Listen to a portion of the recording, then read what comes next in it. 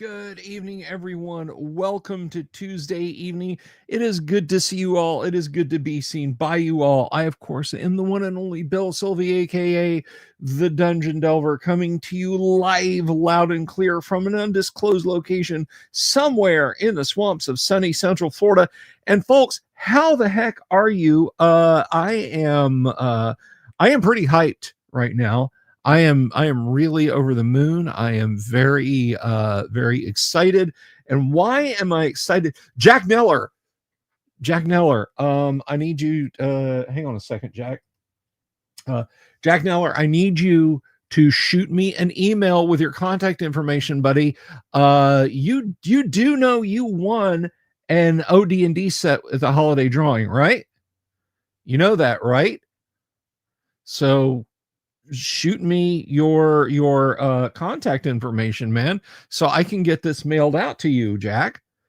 Please do. bsylvia@gmail.com. The clock is ticking. 180 days, and then these go back in the prize pool.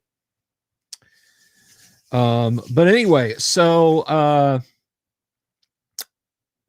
why am I hype? That's a darn good question. I will tell you guys why I'm hype. First of all, it is Tuesday evening, and that means in just a little bit we're going to have our Tuesday night AD&D crew out here, and we're going to be playing some first edition advanced D&D. Spaghetti West, good to see you. Welcome. We're going to be playing some first edition advanced Dungeons and Dragons, and I hope you guys will want to tune in and will want to watch this playthrough.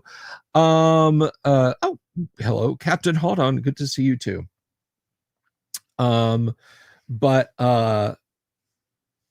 We have a we have a really good time doing that. And guys, the way we play this around here, first of all, there's no scripts, there's no table reads, there's no story writing sessions, there's nothing like this.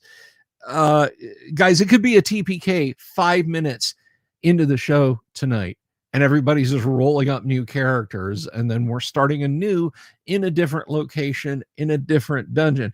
That could happen. Okay, we've had a near TPK on the show before, and I mean, it was mostly TPK and then one TPR, or SPMR, Surviving Party Member Retirement, and we rebooted everything. That can just happen because, guys, the dice tell the story here, okay? We don't practice this, we don't rehearse this like some other shows where they have critical people playing roles in them. Let's just say that. No, we actually play first edition advanced Dungeons and Dragons. Rules is written. And here's the cool part. If you guys have any questions about what we're doing, how we're doing it, how the rules work, whatever, I want you to feel free to ask over there in the chat. I want you to let me know what your question is, and I will do my best to answer. And if I miss your question, I don't see your question, someone in the game may be able to answer your question. And if they don't, it could be someone else in the live chat, because guys, I have the smartest and the best looking audience of any 5-night-a-week classic TTRPG live stream show on YouTube, and I will kill on that hill. I'm not dying on any hills, I'm killing them.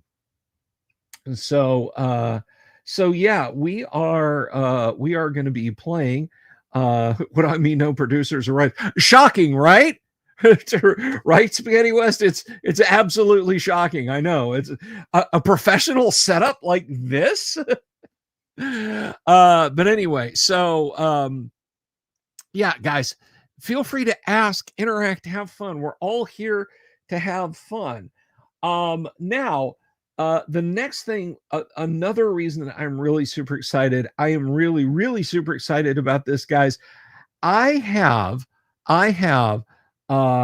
completed a series of updates. I did a stream over on Twitter today about this. I talked about it a lot last night about, when this is fully implemented, when that is fully implemented. It's fully implemented. I literally just have to compile the 32-bit version and then bundle it up and get it ready to send out to you guys. Crom has seen its major update. What may be its last update? I'm not going to go into it all right now because we would be here another 30 minutes, and I don't want to go past a few minutes more than now talking about this. But you now have total inventory control. Drop, and you can store equipment. You can drop equipment completely. You can store your loot, your treasure, your coins. You can store all that, and you can when your magic users level, you can add new spells to their repertoire and it will show up in your character sheet. Tweaked a couple of things, a couple little hiccupy things that were going on, but I got those fixed. So all that's in there. So if you've already purchased Crom, if you've already bought a copy of Crom, it is a free update. If you already own Crom, I do not charge for the updates, the patches, anything like that. So the next iteration of Crom, if you already own it, I will go through the list of purchasers and I will send you all the download link. If you don't own Crom, that is the character record organization manager software for Windows 8, 8.1, 10 and 11, 32 or 64-bit Linux or Mac OS under Wine. If you don't own it and you actually want to have the most feature-rich, feature-complete first edition AD&D character generator and managing software, see that link down there, bsylvie@gmail.com. Shoot me a link and we'll get to talking about it. It is $25 for a copy of Crom, but guys, it will make your life so much easier insofar as character creation for first edition AD&D goes. Okay, it is absolutely amazing. It's not just a character generator, guys. It's a character manager.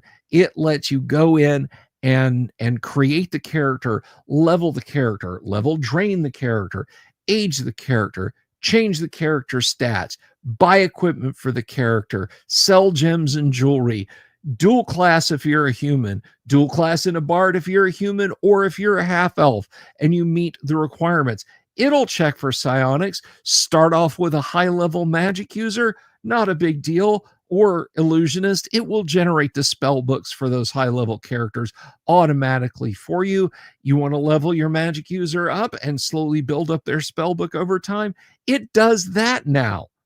Guys, Crom is all. Crom is all. A brand new character in 3 minutes, guys. It takes 3 minutes to drum up a new character in Crom, and it just got a major update just literally today. That's getting pushed out this evening. So guys, if that's something that fills a need that you have in your D&D game, then please shoot me an email and I'll hook you up. If you already own it, you don't have to buy it again. I'll be sending out the update for free. So do that thing. Yes.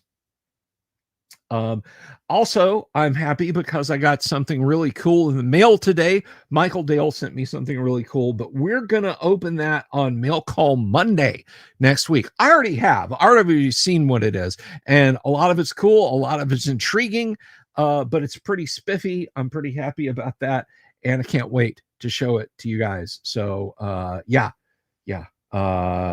We've got a Mail Call Monday coming next Monday that's got a lot of kick-ass stuff in it. And then tomorrow night, we'll see if Kyle's going to be here tomorrow night. Thursday night of this week, we have Greg Gillespie, creator of course, Dragon Slayer.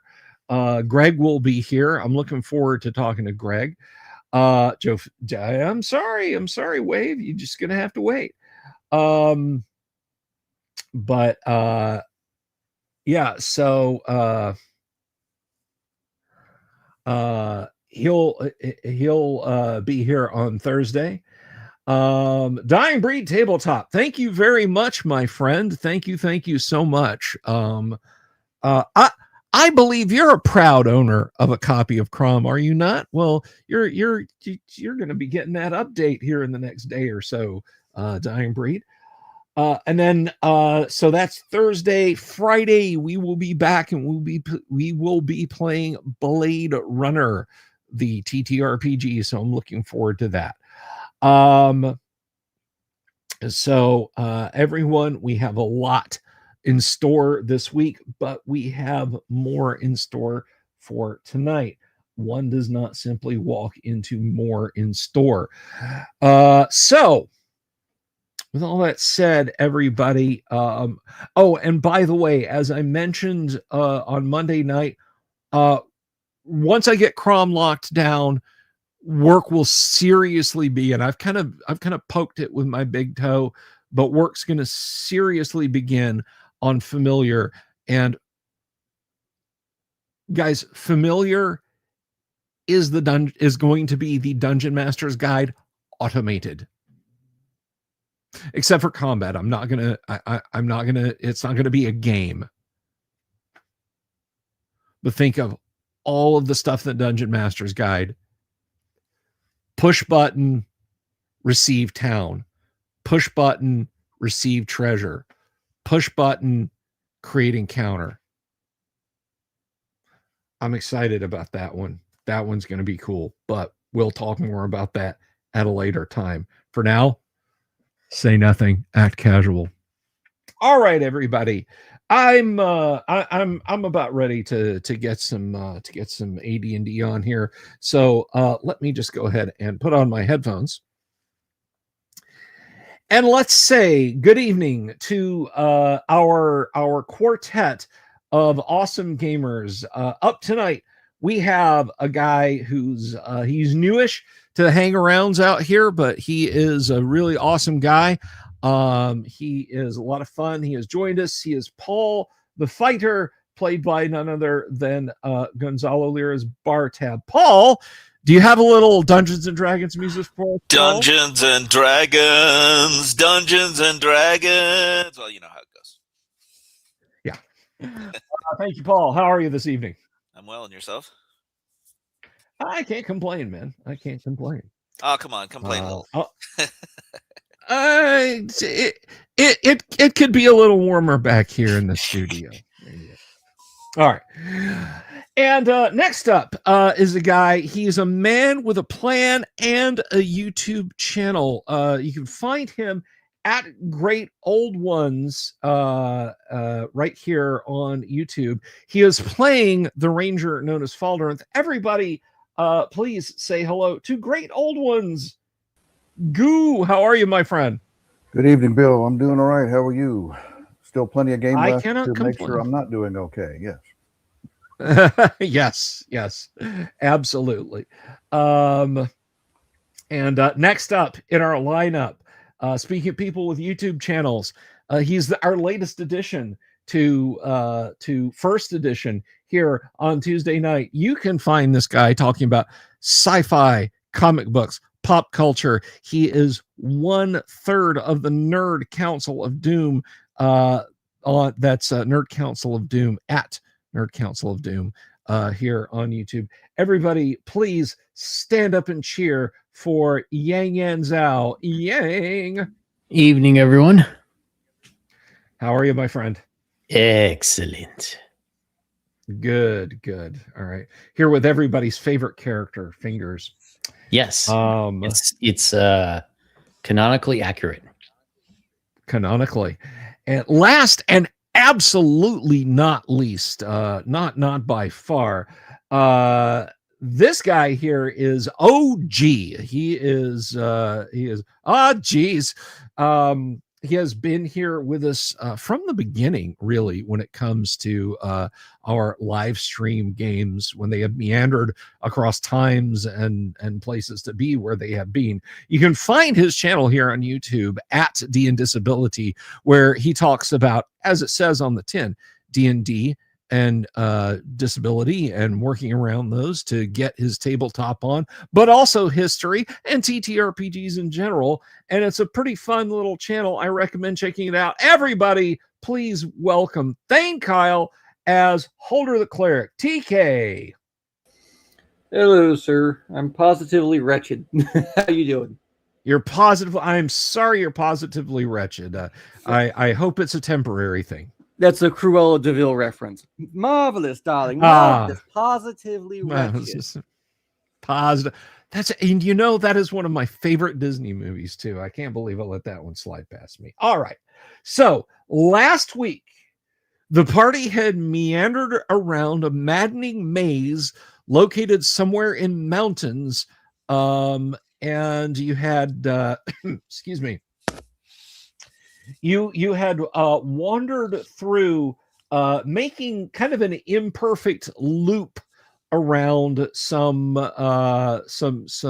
mazy hallways.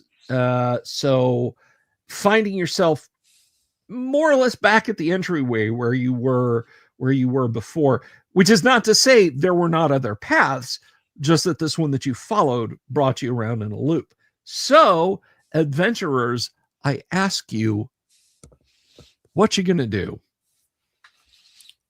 Well, we had defeated 2 ogres, and That is correct. I weirdly don't seem to be hurt. I don't remember where we landed on that, but was anyone hurt in that combat, or did we just lose spells?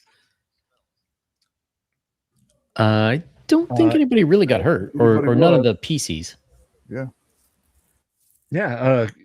Krennic kind of checks herself over and says, I surprisingly am not injured. The young Padre and Holder seem to be in good shape, as does Roy. And Roy kind of says, yeah, I'm fine. I just burned up some magic missiles blowing holes in those chumps.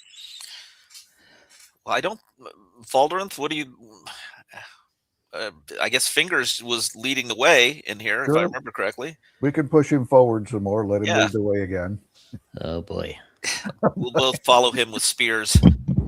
Exactly. Well, remember, you shoot over him. Yeah. You tie a rope around his waist. You let him walk around the corner. If it's two short pulls, everything's okay. You can proceed forward. One short pull, proceed with caution. One long, violent, shaking pull, and then the rope goes slack. Just turn around and leave. Yeah, he's a halfling. You need to get one of those child harnesses for him. Yeah. Exactly. All right, guys. So there you are. Dead ogres around you. I don't recall as anyone, and I can't believe I'm doing this. I should have my dungeon master's badge revoked for this. I cannot recall as anyone saying they looted the ogre. 90 gold. Yeah, we 90 gold. Okay. Yeah, Fingers was all over it. Okay.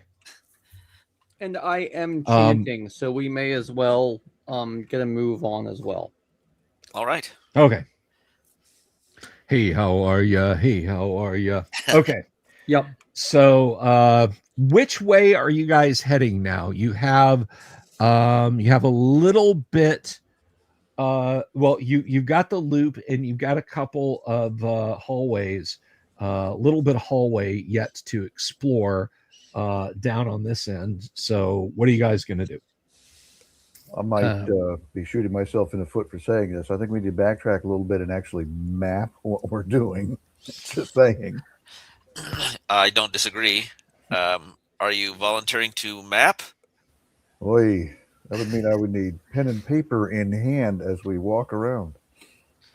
Well, we did pass a couple of branches in this that sort of came off the central loop. Is that a good way to describe it, Bill?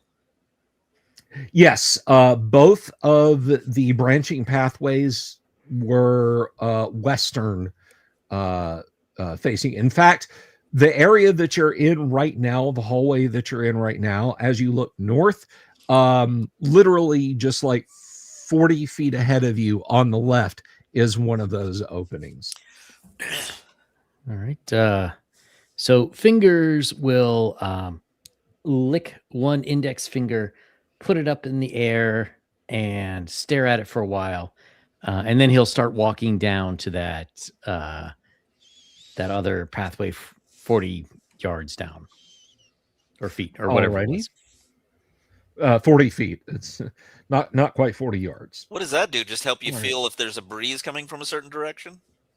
Look, thieves have many secrets. I can't give them all up. All right. I'm watching you. Alrighty. So,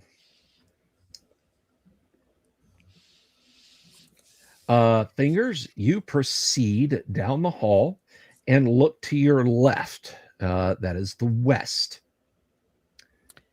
And what do you see when you look in that direction? Well, I will tell you. That is entirely the wrong map. There we go.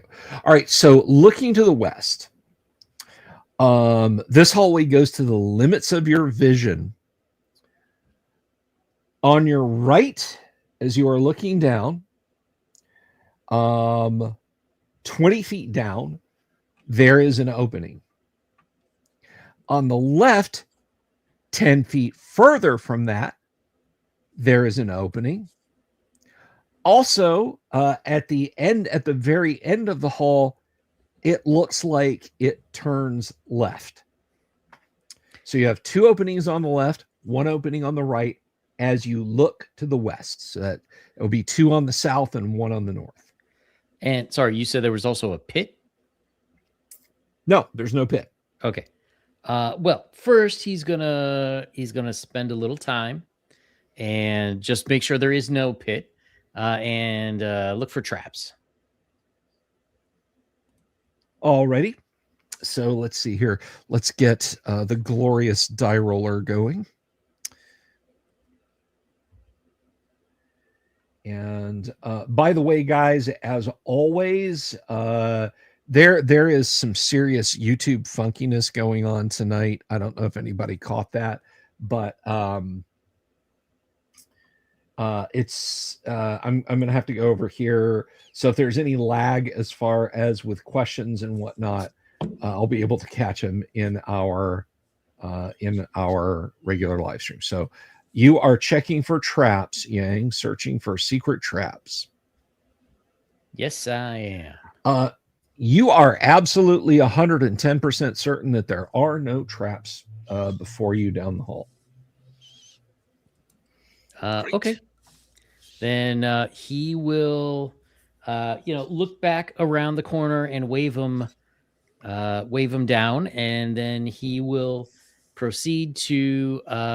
So if I recall, you said two on the north, one on the south, right?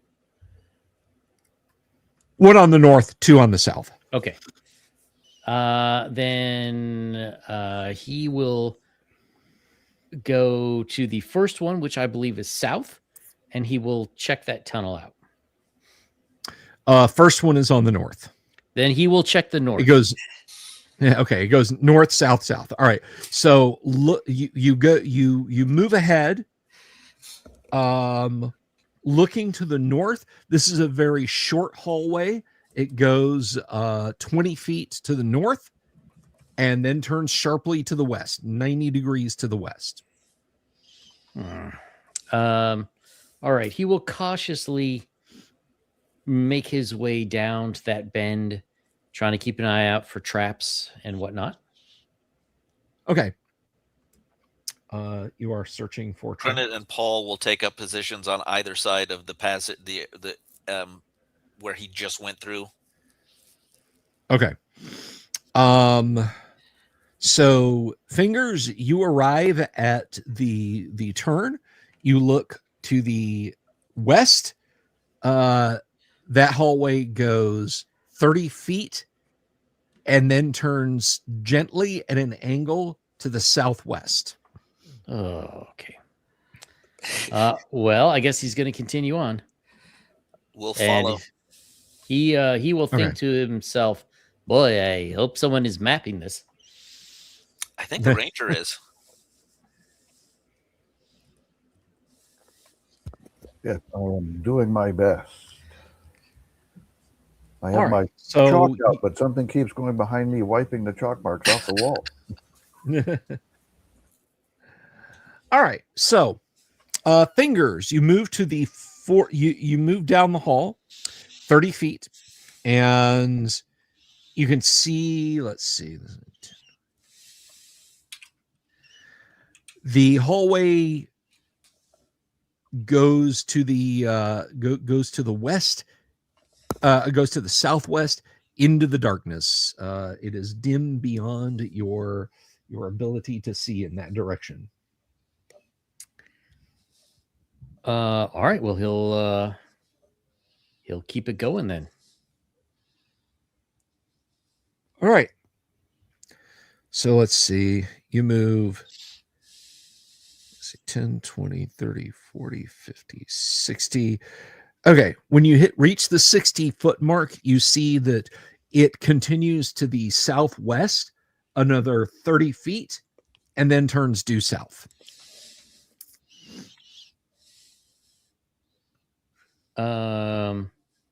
Sure. Well, he will, continue on. Still going slowly, looking for traps. All right. When you turn due south, you begin to see the bright, well, comparatively, the brighter light of day shining in. Looks like 60 feet south of that turn to the due south. It opens up out into the open. Okay, well, he is going to, same thing, make his way there. He will stay within the cave. When he gets there, he's going to try to figure out, like, is this the entrance again? Do we go in another loop, or is it, like a different cave entrance? So as far as you can tell, moving to the opening, you have found another entrance into this cave complex. Okay. Is this like the same first level, or is this on the, because I remember there were 2 levels outside. Yes, this is much higher up. Okay. All right. Well, he is just gonna, I guess, double back and meet the others. Alrighty. Well, I don't think we were that far behind them, just enough to give them provision. So we're probably turning south at the same time. Yeah. So you guys can see with the light coming in, and from whatever light sources you have, you can see your doughty hobbit Fingers as he approaches you. Does anyone, in fact, have any way to mark the walls here, or any chalk or anything? That's easily doable, yeah. But nothing permanent, because once again, it can easily be smudged. I mean, I could easily go by every corner we make or whatever. I could put a chip in the wall pretty easily.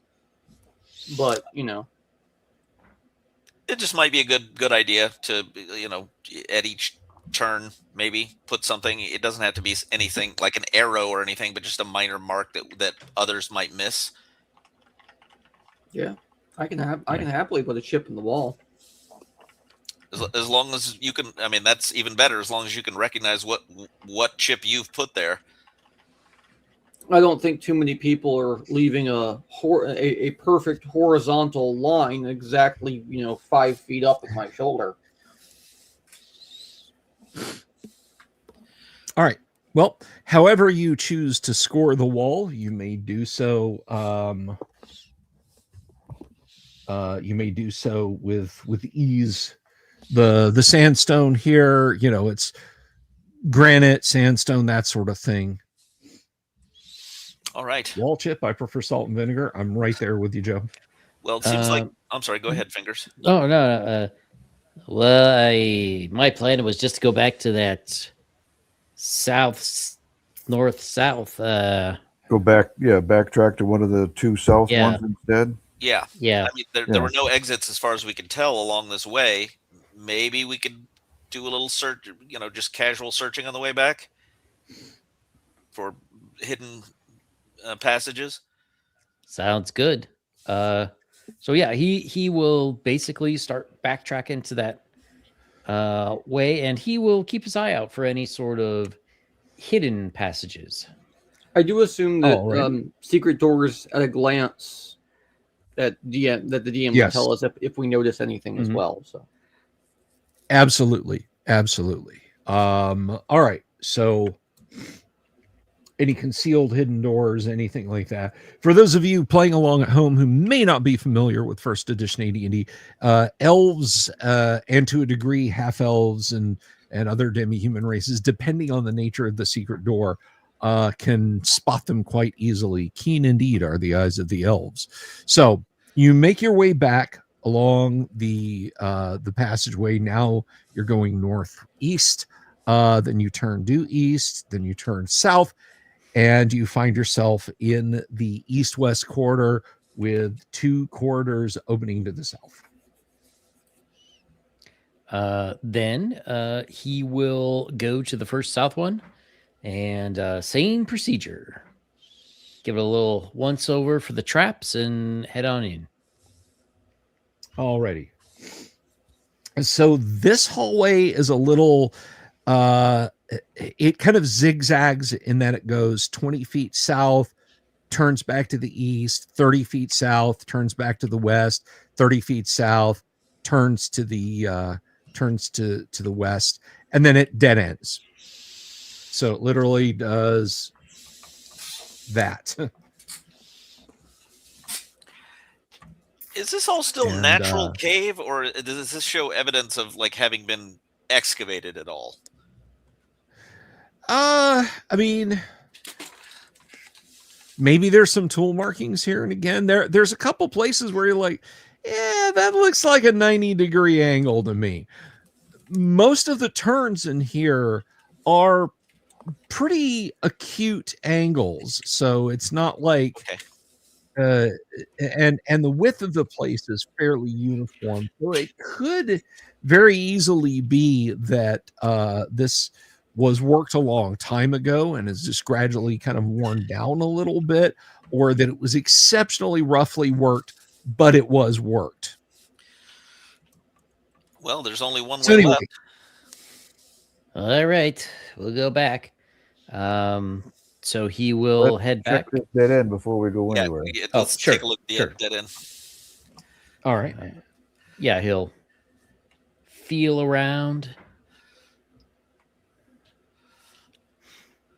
All right. And you thoroughly check the dead end and you do not detect anything. None of you sense or see anything. All right. So he'll head back to that other, I think it was South Passage. All right. You make your way out and you start heading back around. Back to the second of the 2 southern ways, correct? Yes. Yeah. All right. Yes. All right. So basically it goes, like I said, you head forward another 30 feet from this junction. You turn south, looking south, it goes 50 feet and then turns to the west. So you follow it around and then you turn south again. As you turn south, fingers. As you turn south. We're turning south, guy. He asked where are the players? What's what we're doing? Turning south. Yeah, that's once again. See, I miss Kabuki Kid coming in. The chat is lagging so bad on StreamYard that I've got to watch you guys over on YouTube. And in case anyone missed it and is coming in really late to this campaign, generally speaking, we are playing through the Slavers modules. That may also more accurately answer his question. Alrighty, so let me see here. Are we on Slavers? So, Yang, we're you on are Slavers looking... 3, right? Yes, sir. Yes, sir. We have begun it officially enough that I can say that we are on the assault on the AERIE of the slave All right, lords. everybody, we're just about ready to start the module proper. Yep. I like the zing you put on that. That was very good. Okay. We're just about ready to start the robbery proper.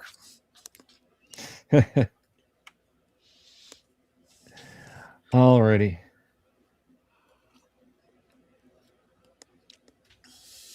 All right. So you are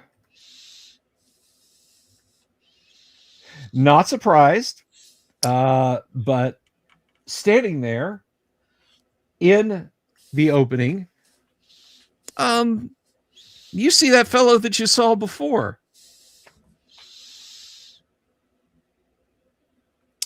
You see the leprechaun that you saw before. Oh, the leprechaun. Yeah. Okay. Oh, the brownie. Leprechaun. Yeah, that thing.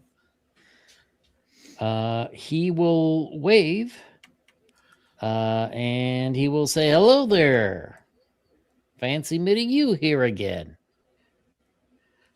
Oh, hi. Are you lost? Well, we're just exploring around. Haven't really found a whole lot of anything.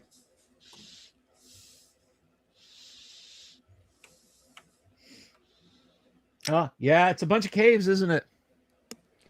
You haven't seen any gold in these caves yet, have you? Just real quick, to the rest of the group, why were we here? We were looking for some city or some settlement or something, right? Was Correct.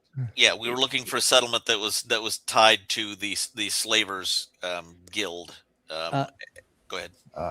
And were they supposed to be in these caves, or we're just in the area? We're just in the area as far as we know. We don't know if we're there yet or not. Okay, gotcha. Honing our spelunking skills before we assault the AERIE. Yeah. Right. He's talking. He's talking again. I say to Grenade, "Who's he talking?" I look around. Can I see who he's talking to? Well, I mean, if you guys have gone around the corner, yes, you can. So Fingers will say to the little guy, unfortunately, no. The only gold's the gold I gave you. Say, what's your name? Oh, now that would be telling. You don't go around telling your name to people. All right. Do you have a nickname you prefer to be called, or? Oh, you can call me Sean. How about that? All righty then, Sean. Have you? Do these caves go on much further? I mean, I just haven't seen a whole lot of anything around here. Nah. I just came here for a little bag of salt, which I found some, and to see if anyone would give me some gold. And you've given me some gold, but you could always give me some more gold. Well, thanks. I didn't know these were salt mines. There's a little salt here and again, if you know where to look for it. Say, I was wondering, perhaps you'd like to team up with us, and we could split any gold that we find.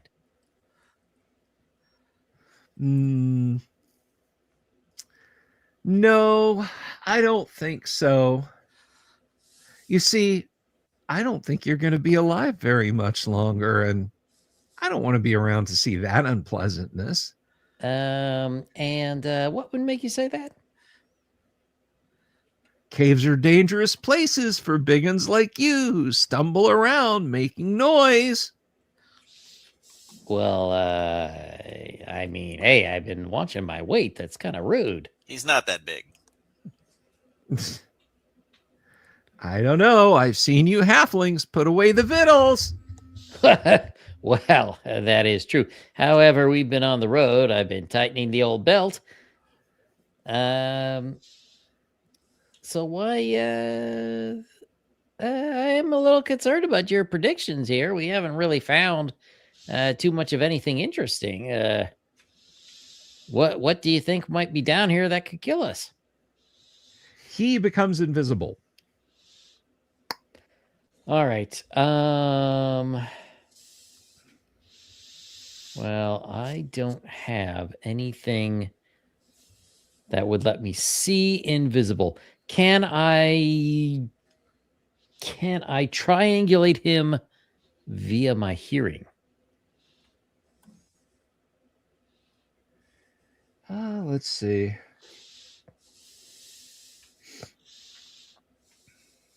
Three wishes I grant you, great or small, but wish your fourth and lose them all.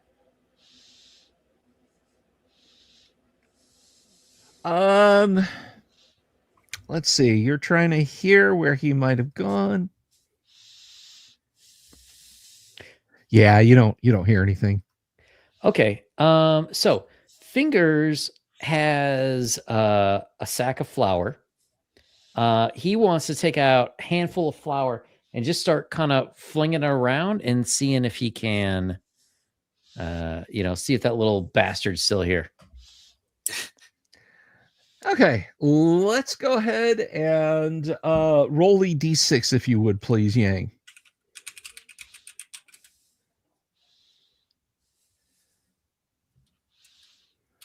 All right, so you fling your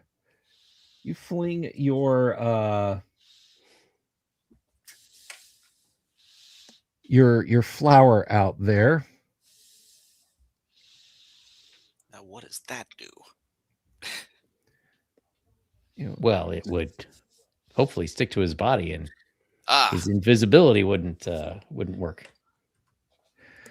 Okay. The flour just kind of cascades out in an arc, but there's no leprechaun shaped hole in the flour standing there. Okay, he'll just wait around a minute and see if any, footprints appear or like he's walking out of the area of flour spray. I don't know why that's not a spell. Okay. he doesn't seem very helpful. Do you think this is a little bit of a waste of time, or do you think we can? I mean, he obviously doesn't want to talk to us anymore. Are you guys here? Yeah, we Oh. walked around the corner. Yeah. Okay. Fingers. You guys. That's what that is. Yeah. You guys don't see anything, but Fingers, you feel like a faint tug maybe on your belt, like behind you, like the scabbard where you keep your magic dagger. Oh, Jesus. He will immediately doing that. He will try to elbow the crap out of whatever is tugging on him. Okay. You thrash around, you don't see anything, you don't make contact with anything, but your magic dagger is still there. It's like pulled up out of the scabbard maybe an inch. All right, now he's gonna go full on. He is gonna go like one of those landscaping crews spraying new seed on an empty dirt lot. He is just gonna go nuts with the flour. Roy, can you help us here? Okay, everybody gets at least a little bit covered with flour. So you've got flour on your hands, your clothes, your shoes, and whatnot. Roll initiative for me if you would, please, Yang. One more time. Okay.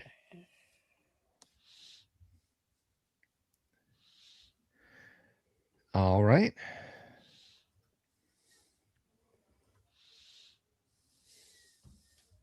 Okay, once again, your flower puffs out into the air, but there is no leprechaun-sized hole in it.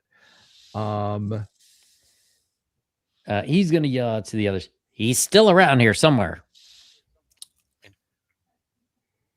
Paul's got his sword out. I don't know that I want to try to. Okay, so he's still here. Did he do something? Yeah, a little bastard was tugging on my dagger. Okay. But Crinit says, I bet we should go deeper in the caves. That's probably where he went. I mean, I don't disagree. I think this is he's just having a bit of fun with us. Make sure you've got a good handle on your belongings, and I think we should carry on, and maybe Faldorinth can try to keep an eye out, make sure in case he follows us or anything. Who was the what was the name of our spellcaster? Roy. Roy. Roy. Yeah. He is going to say, Roy, you by any chance don't have any spells to locate an object, do you? No, I don't have locate object, I'm afraid. Sorry. Rats. All right, well, let's go further in then. He said we're going to get killed by something. It's a risk.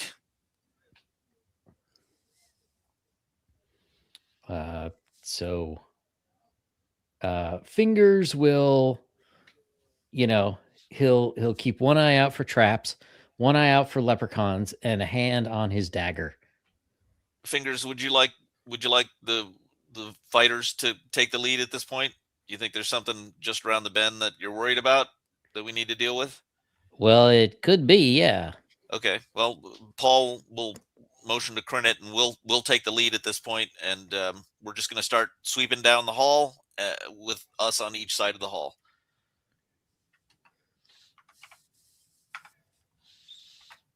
All right. So let's see.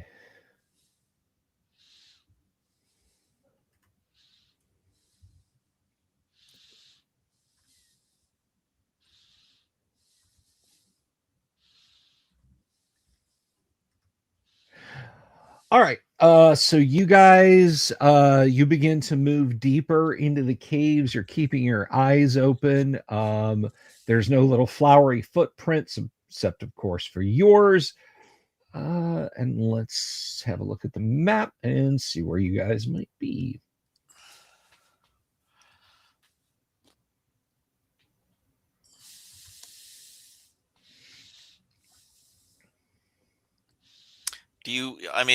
Are your people related to whatever that gentleman was, Fingers? Excuse me, we are That's racist. much taller and much sexier than that guy. What do you mean, you people? I don't know all the various subcultures of the Fey folk or the little people, but I am certainly not Fey. Thank you very much. I am married and have children. Yeah, even the half elf raises his hand and goes, "Hold up a minute, Jim." Yeah. All right, so you guys are heading back. You guys are heading back in and kind of making your way to the east and then turning north. Is that where you're going? Well, we were. Was this a dead end, or did we come to the? Go ahead. Oh, sorry. I was going to say I thought we were continuing down the message. Oh, you're continuing now. Okay. All right. Sorry. My mistake. Okay. So yeah, this hall you're going to actually comes out onto the cliff face. Again. So this tunnel was ultimately a secret, or not a secret, was one of the entrances. Well, apparently I don't know what I'm doing. I keep taking us to the cliff face again. All right. Well, rock and roll, Cleveland. All righty, let's choose a different hole to go in then. I don't think we've explored. Have we explored everything? All the branches? No, I've only started writing from that turn west and then 2 south, 1 north. So I have no idea what we had back before then. I can't recall. So. Okay.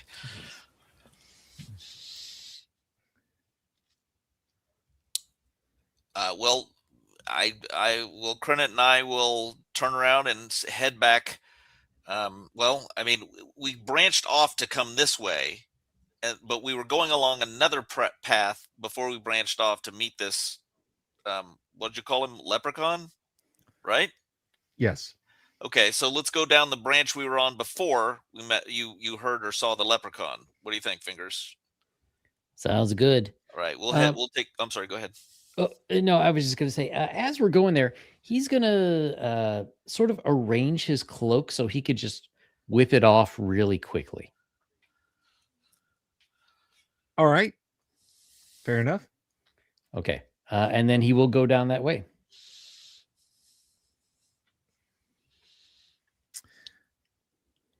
Well, are you leading, or you want us to lead at this point?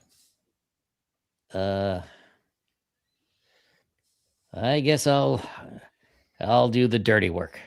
Okay, I'm saying we'll do it. I just So we thought there might be something. He did warn us of being killed soon, so I understand if you want us to take the lead for a while. he will, go as stealthily as one might. Dr. David Howard is saying some interesting things about halflings and brownies and sprites and leprechauns. Yes, all very true. All very, very true for AD&D. Absolutely. Hey guys, there's 33 of you fine folks out there watching on YouTube and 16 of you out there watching on Twitter. Do leprechauns actually grant wishes in AD&D? It's not impossible that they might. All right, so you guys make your way out of this kind of mazy little knot and back to the east. And now are you turning north?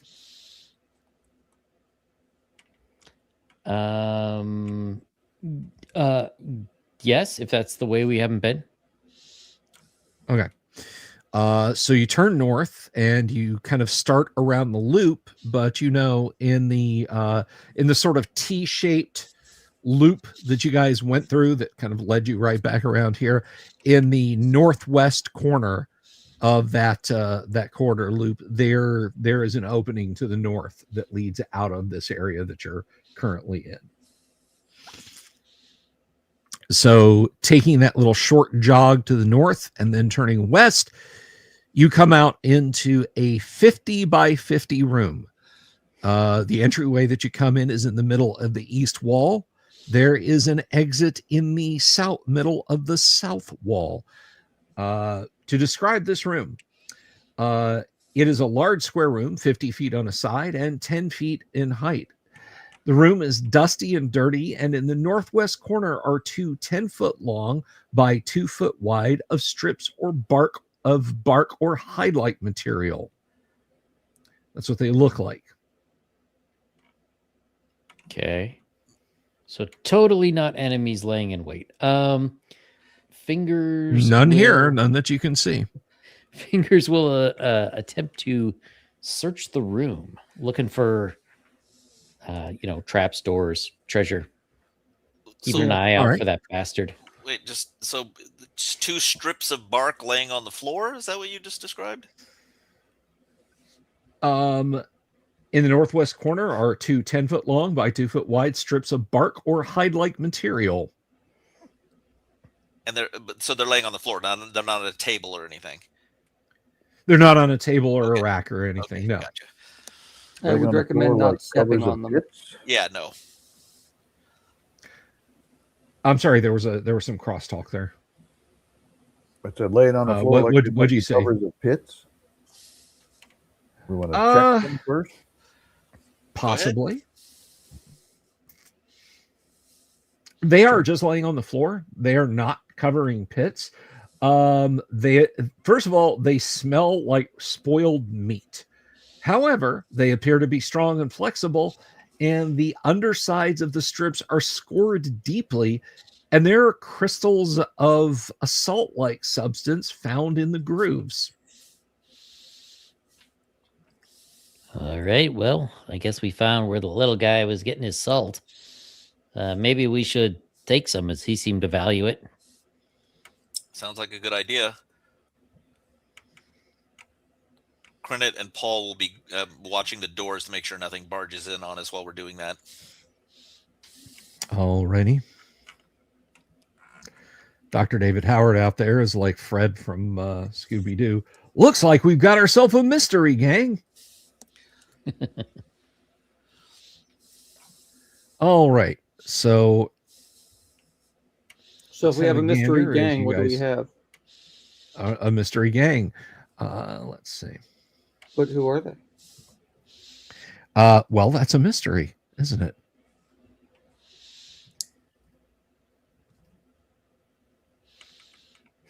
Okay, you spend a while searching the room. You don't find anything, and more importantly, nothing finds you. So, what to do, adventurers? What? I mean, there's only Bobby. one exit out of here on the south wall. I think you said, right? We came in the other way. Yes, so it is there's in the only- middle of the south wall. And this is very obviously cut. This is hewn into the stone. So this is the room is nearly perfectly square. So there's no question that this is worked stone. Is there a door or portcullis or anything, or is it just open? No, it's just an opening. Okay. Well, we'll look at Paul and Crennet. We'll look at Fingers and say, "You want us to carry on, or do you want to carry on? What do you want to do?" I'll keep us safe and alive. All right. So he will do that. Keep us safe and alive. And how are you keeping them safe and alive? By checking for traps before he continues on. All right. So you do some trap detecting at the opening there. You do not find any traps. The southern hallway goes 20 feet and then turns to the west. Which is left or right? Right. Okay. As you look south, it's going to be to the right. We will stay just out of vision range so he can use his vision, but we do have a torch.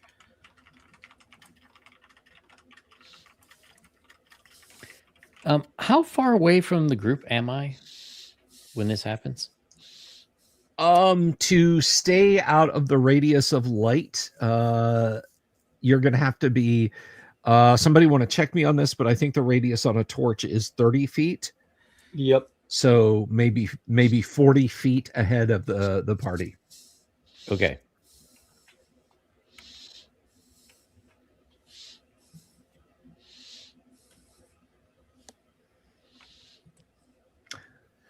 All right. So you move south. You make that immediate right. That hallway, counting where you're standing, is 50 feet to the west. And it must terminate in a T intersection because you can see that it turns both south and north. That is left and right as you look down the hallway, but ends in a blank wall. All right.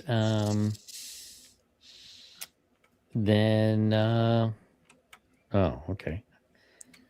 Not ominous.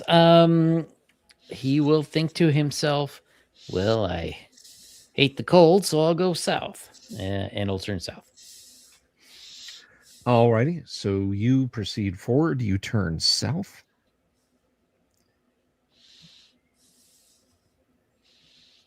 And we follow. And you follow.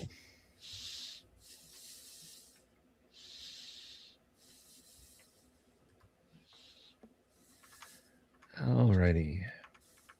Where did my notes go? There they are.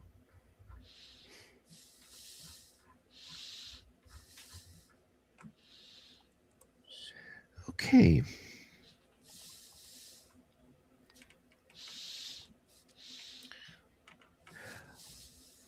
All right. So you proceed south, and yeah, there's let me just check something.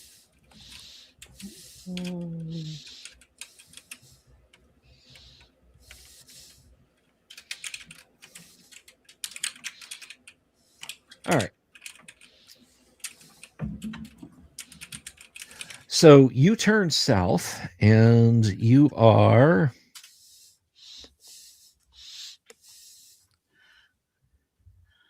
not surprised.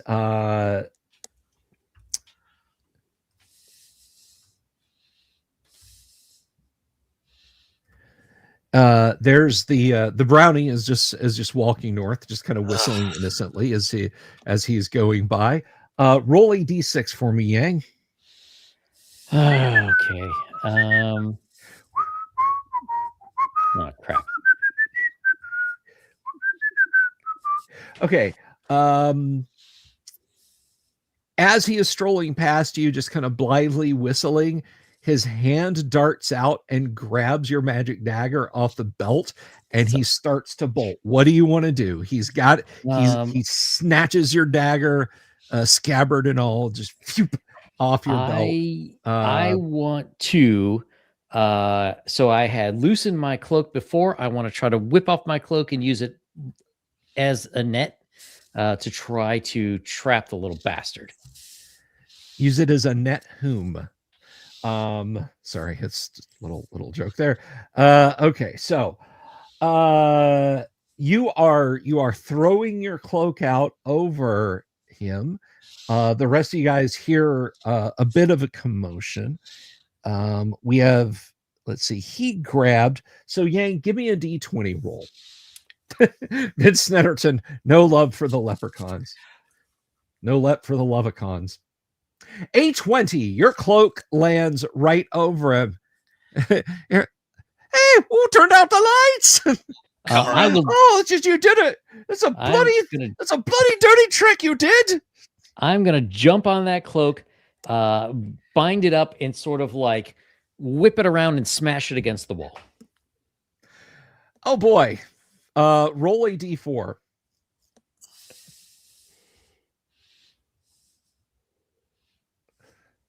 All right. Ah! you hear a cry. We come running around. What happened? What are you doing? I got him. Okay. Oh. Do it. I'm going to call from the back. Do it again. The pacifist cleric is like, kill that son of a bitch. I didn't say kill him. I just wanted to hear the sound again. Okay. So Fingers is going to tell him, all right, you little jerk. Now you're going to lead us to your pot of gold, or I just might finish you off right here. Okay. Let's see. All right. Open the cloak. I'm so sorry, please. Oh, thank you, Hager. Thank you. I enjoy you watching my YouTube shorts. Thank you. And Fingers will say, by all the devils in hell's no way.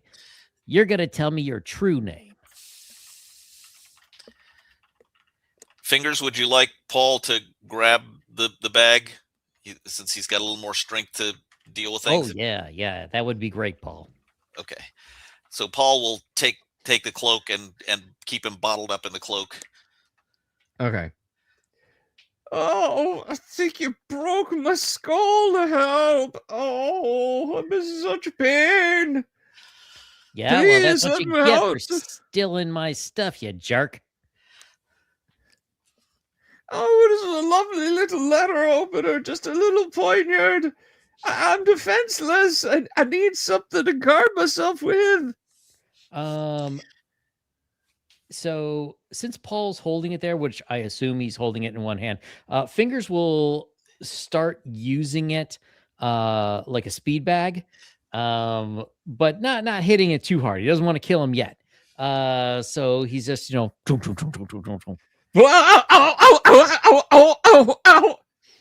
Please stop. I'll show you where me treasure is. Please stop. Please. You can have it all. Every last gold piece of it, please. Tell us your true name and swear by whatever gods or spirits that you will give it to us without tricks. Oh, my name is Rendolfo. That's my true name. My true name is Rendolfo. Turning to the cleric. You don't happen to have a spell that could compel him to tell the truth, do you? 1 sec. I actually have a pretty I have a pretty compelling spell that can force him to tell the truth. All right, I'm gonna drop my chant. It's perfectly waste of a perfectly good chant, but oh well. Okay.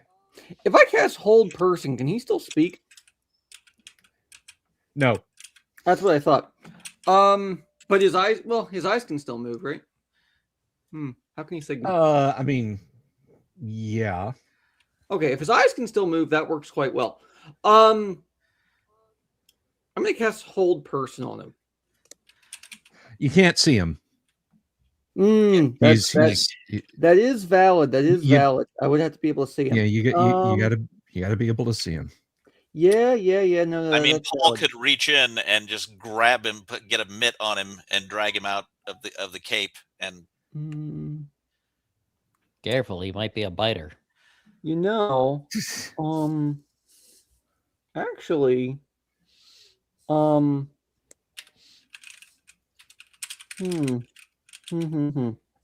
Okay. I do have a solution. I'm going to threaten him with my Rod of Cancellation. Okay. And I'm just going to threaten to cancel him. He's a magical being. It will quite literally, like a magic eraser, erase him from existence. It doesn't matter if he doesn't know how that works. I can just stick my rod up under his nose and threaten him with it. All right. I'm looking at Roy.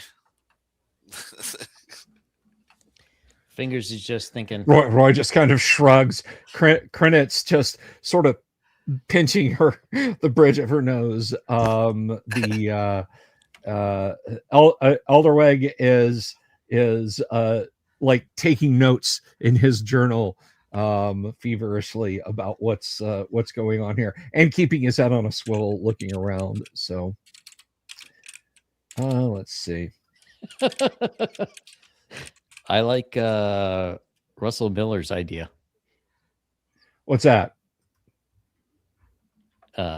You speak with dead. I mean, I can absolutely use speak with dead, and if he doesn't behave, I'm going to threaten him with it. And I have ways of restraining him so he can't tear out his own throat. So I can do it 2 or 3 or 4 times. Torturing things, or Paul is not okay with randomly discussing his murder in front of him. Oh no, that's perfect. You have to do it right in front of him. All right. Okay, so Paul, you are reaching into the cloak to grab him out, correct? If that's what everybody wants me to do, then yes. That's going to go well. I'll reach in to grab him, and I'll get a good mitt on him. I'm not, you know what I'm saying? Like I'm not gonna just dump him out. I'm No, I've got it. You're trying to wiggle your hand in there and pull him out bodily.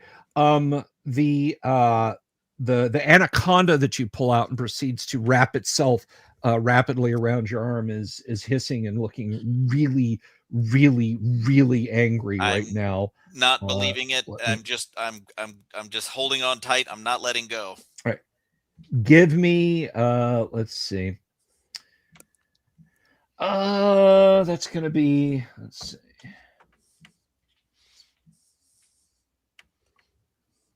Okay, give me a saving throw, please. This is going to be a save versus magic. What happened? I accidentally closed the D-dice room. Let me get back in there.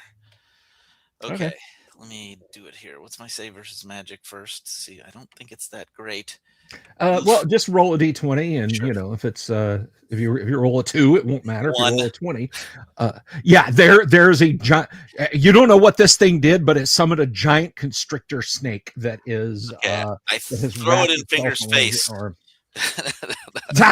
Well, I mean, it has a hold of you. Yeah. I think we need to get into an initiative mode here. Kabuki, Rod of Threatening. Exactly. Parents have that. It's called a spatula or a fly swatter. All right, so let's get declarations. Paul, what are you doing? You have an anaconda has wrapped around your arm and is currently crushing your arm. I'm going to. Is my other hand free? Can I try to pull it off with my other hand? Well, yeah. I mean, you can get involved with a snake if that's what you want to be doing. Well, I mean, I can't. It's wrapped around me. I can't just drop it, right?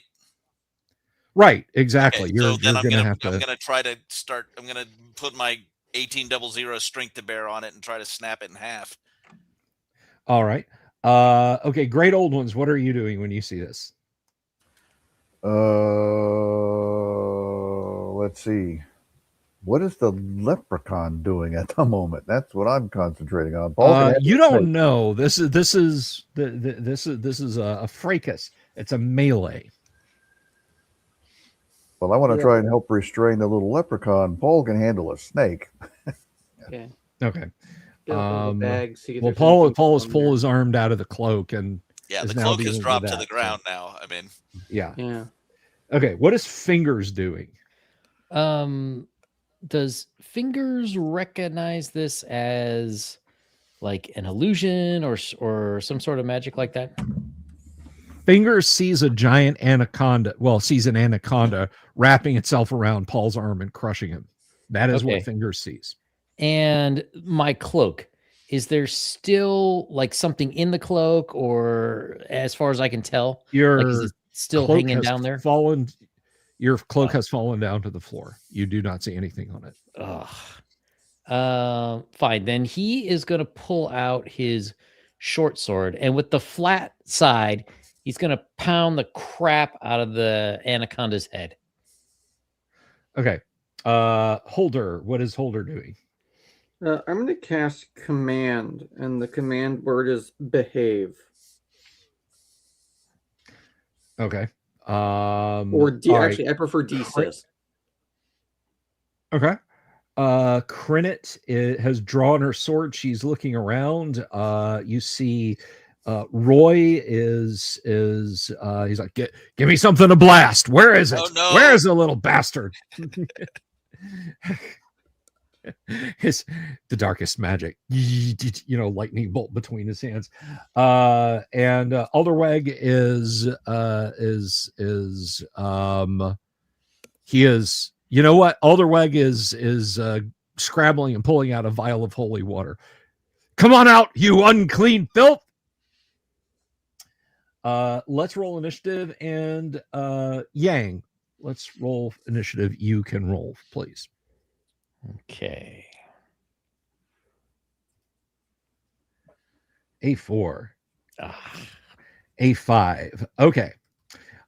Give me a Ben Bars lift gates, if you would, please, Gonzalo. All right. And let's see. That is okay. Percentage. Let's see. Yes.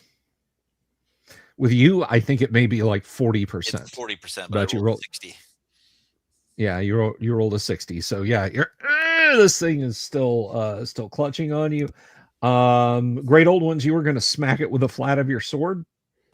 Sounds like a plan. I'll help engage in subdual. All right. You may strike the anaconda. Or not. Well, it's no bonuses. It's an 11. Let's see what the what that thing's armor class is.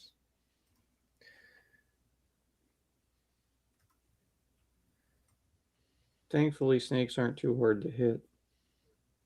Yeah.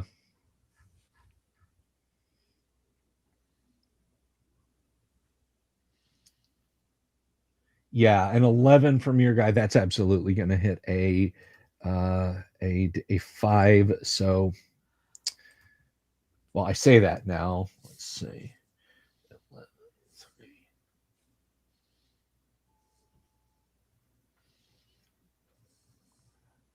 And you're fourth level or third level? Well, it doesn't matter. They're on the same column. Just third. Great old ones. Third. Okay. That will actually miss, but you also don't plant that into your friend. Advanced Fantasy Games. Yes, we have crossed over 9,400 subs. Happy Fat Tuesday to you too. Pancake Tuesday. So yes. And so let's see. You miss it, and now it is going to do something to you.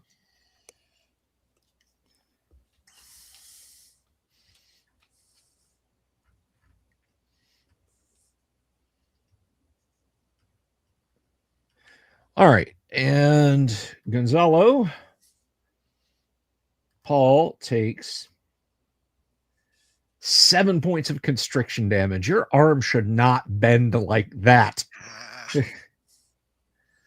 Here, a popping in the sense of, like, you know, when your hand pushes back almost to sprain, but doesn't, as this thing continues to wrap around you.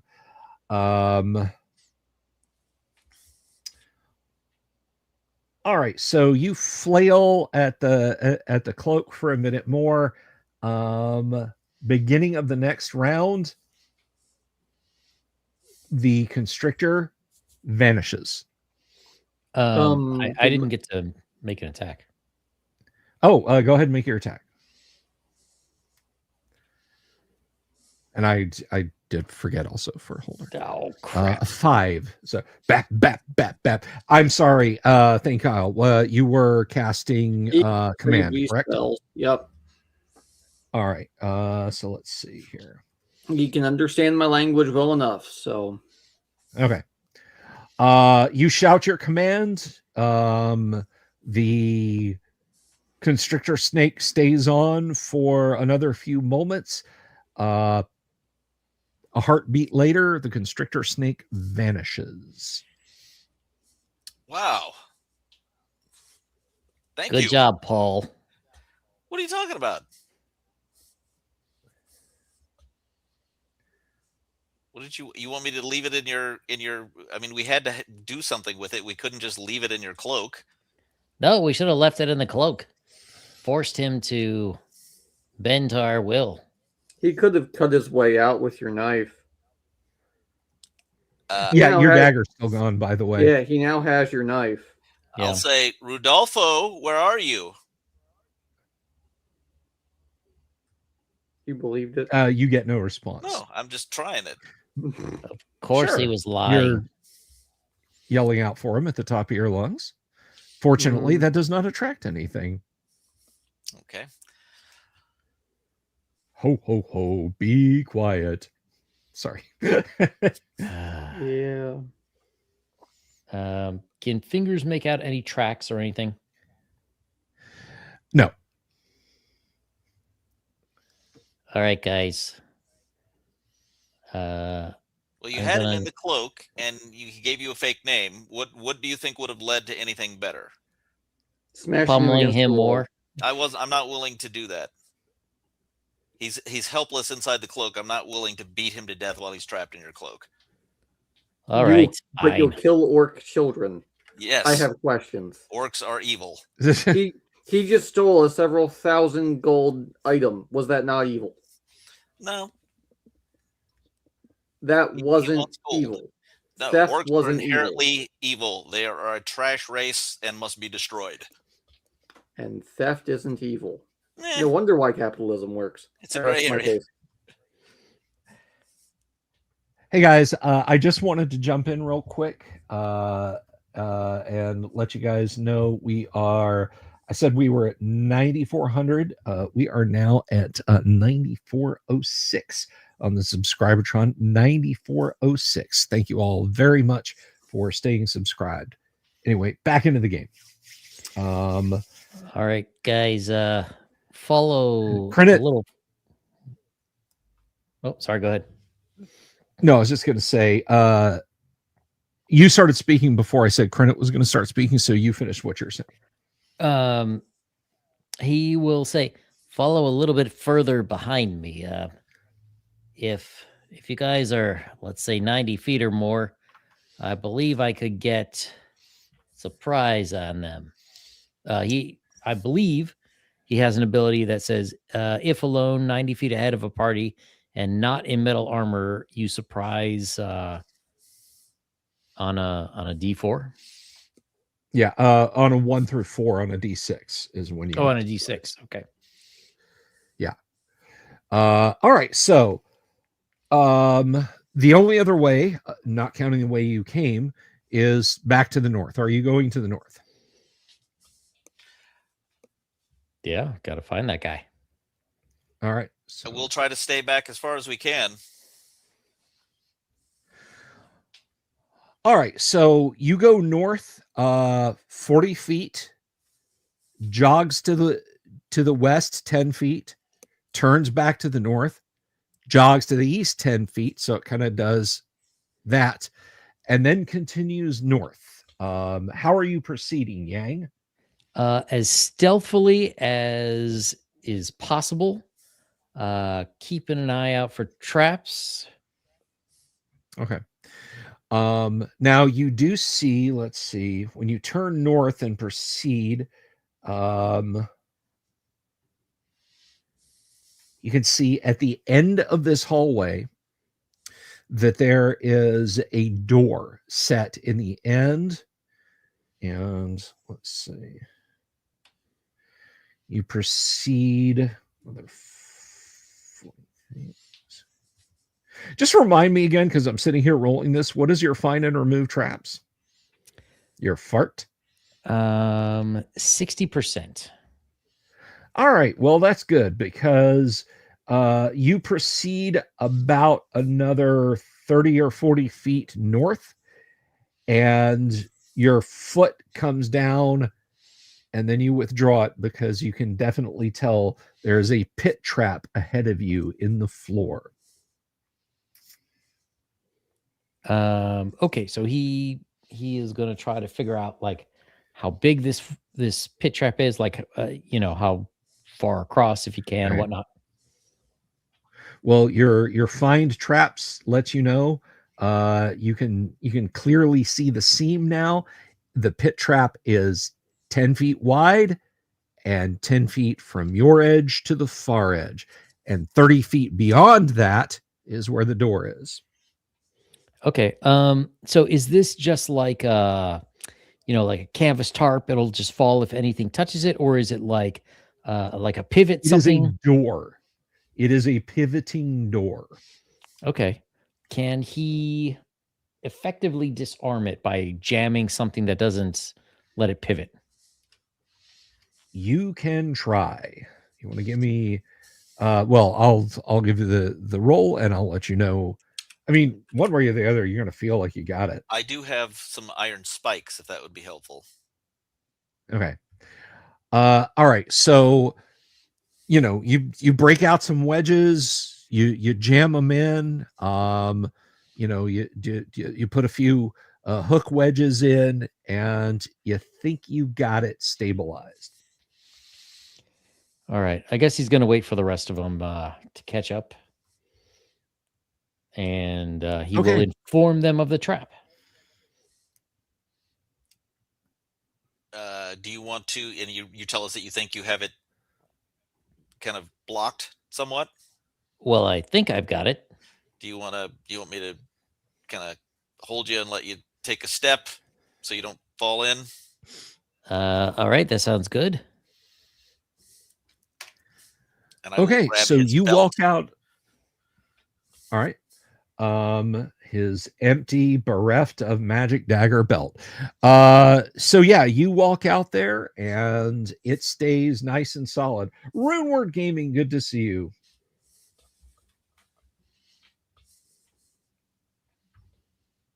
All right. Well, it seems like it's going to make it, at least for so someone's either going to have to try to walk across, see if it holds, or jump. Which there's no way we can jump 10 feet. No. But again, the halfling seems to have secured this. Paul will be the first to head across. All right. Yeah, it's kind of a ominous little grinding noise as you walk forward. Trapdoor drops maybe a quarter of an inch. Good job. You stand there for a breathless couple of seconds, but it's now solid, and you walk to the other side. One at a time is probably a good idea. All right. Is that how you guys are going to proceed, one at a time? Credit will cross behind you if you want her to. Sure. I'm going last, as always.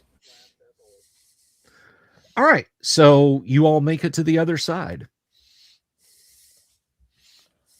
All right. Perfect. And there is a door facing you at the end of the hall. So Fingers will start to investigate the door, seeing if there's a lock, seeing if he could find any traps, whatever. All right. Okay, you do not find any traps on the door. It does not appear to be locked. It's got a pull ring on the right-hand side, and it opens towards you. All right. So before he lets everyone know, he's going to put his ear to it and see if he can hear anything on the other side. All right. And sorry, what is the door made of? Iron bound wood. And other than the faint skirching of ear seekers, you don't hear anything.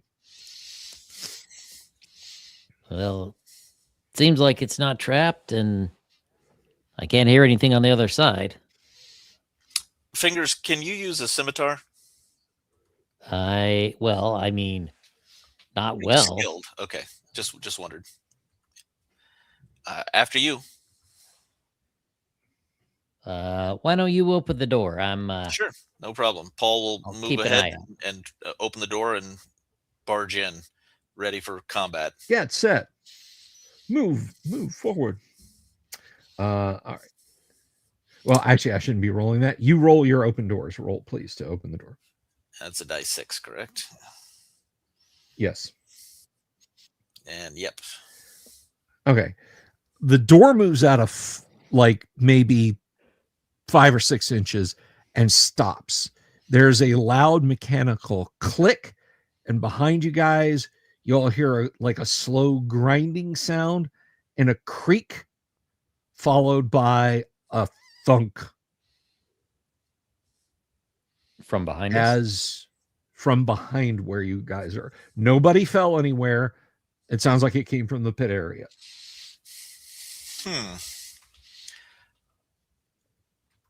Do you want to go check that out real quick, Fingers? Well, yeah, I guess. I'm sure it wasn't anything important. Okay. So he'll go back to the pit and check it out. Okay, the pit is now open. It hinged on the other side, just as you assumed it would. There is a drop of about 15 feet. And you can see now, like from the party's light sources and all, very faintly, there is a bluish, whitish.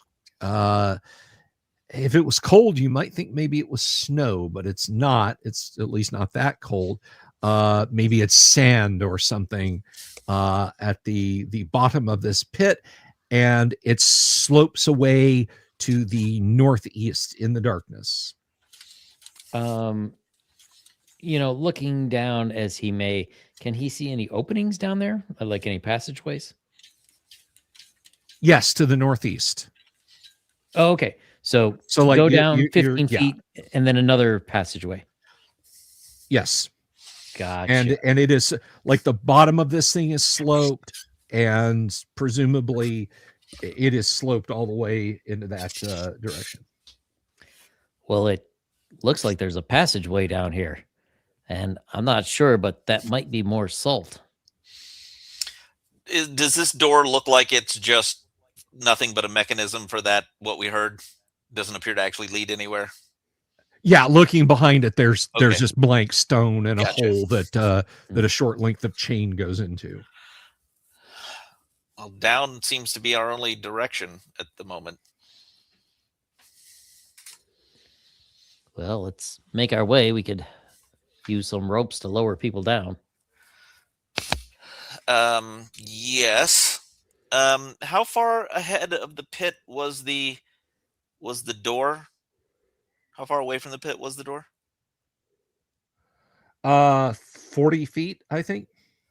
And it's 15 deep. So if we tied a rope to is there a handle or a ring or something on the door?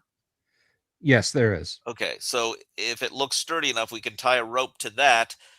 That would go, that would get us a rope that hung down like 5 feet or something into the pit.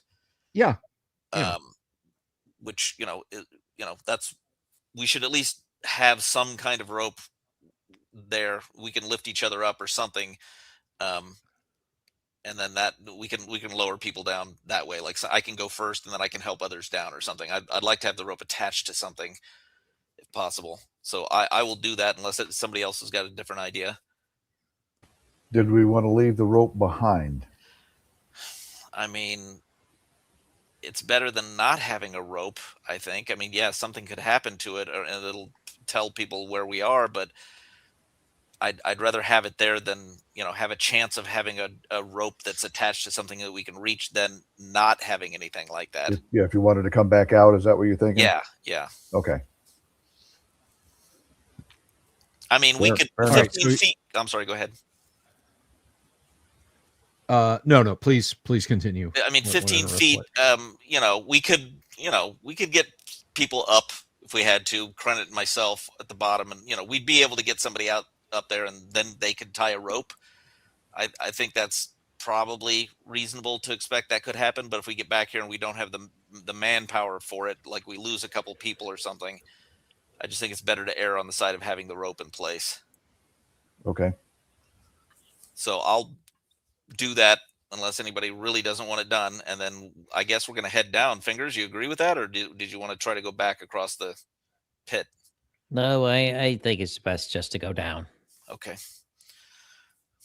I'll lead the way down. All right. So you've got 15-foot pit, 40-foot. So you've got like a 5-foot drop down. So let's see. Gonzalo, give me a D20 roll, please. All right. A20. You keep your footing when you land. You have landed ankle deep in a great pile of salt crystals. Interesting. They crunch under your boots. You can see to the it is sharply downward sloping slope to the north east.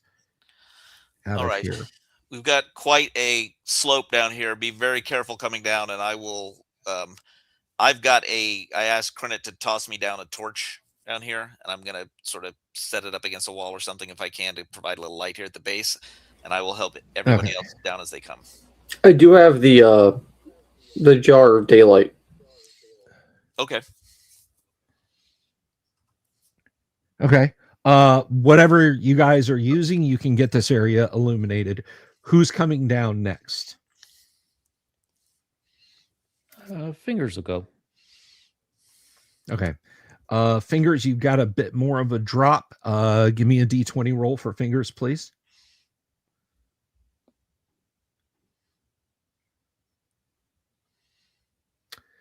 And 11, we're going to add a couple to that because you've got Paul standing right there. So let's see.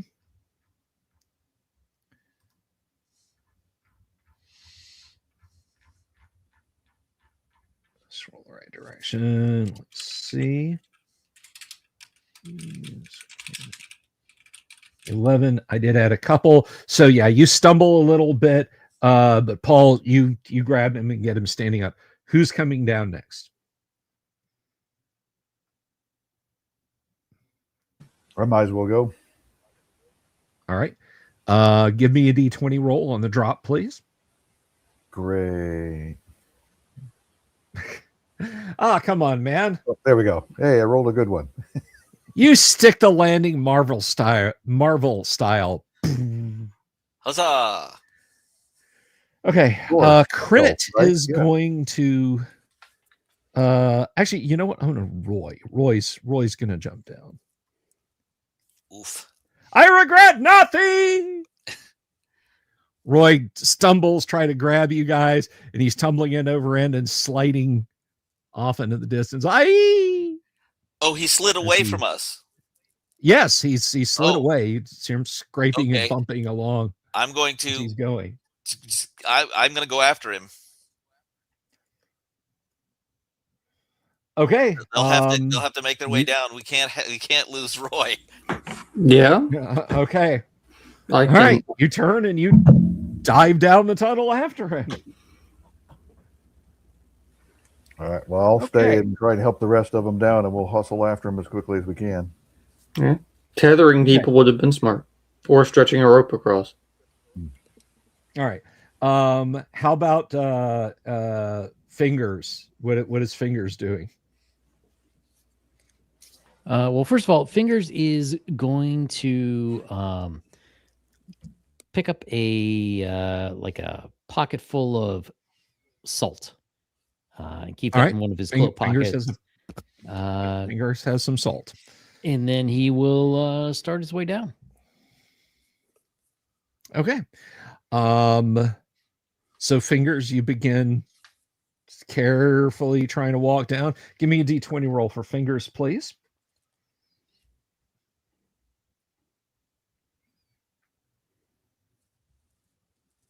All right.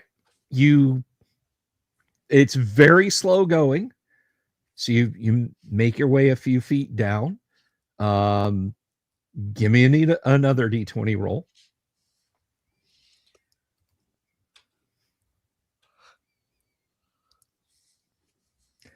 All right. You think you can see some light at the end of the tunnel? Give me one more D20 roll.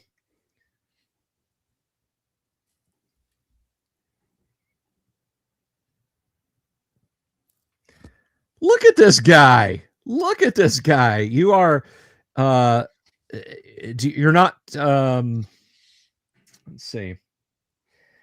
So something happens when you come down to the end. But I will get back to you in just a second. Crinit is standing there with Holder and with Alderweg watch and Falderenth watching Paul tumble down the hole and Roy tumble down the hole, and you're watching your halfling kind of very carefully walk down the hole. Well, Crinit still had a torch, and I would have taken the light that he lowered down to the light jar or whatever. I would have grabbed that on my way down. Just saying. Oh, cool. Roll a let's see. Roll a D20, please. All right. I'm sorry. Roll D100. Roll D100. Oh. I mean, I can multiply that times 5 and just take that as your roll. It's equally fine. Okay, you manage to hold on to the light jar as you scuff and skid and bounce along as you go. Let's see. Roy wasn't holding anything in his hands. I don't have to worry about that. You pass through a large natural chute which has strange luminous fungus growing on the walls. Let's see.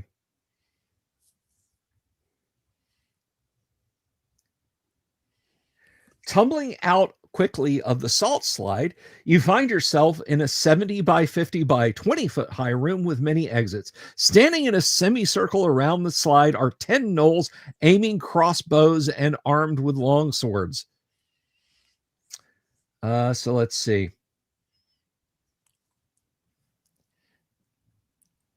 So they see Roy come out first, and I said there's how many? 10. 10. Okay.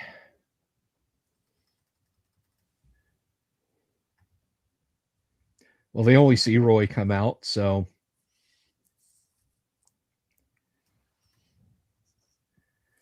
Not that. Good Lord. All right, let's see. All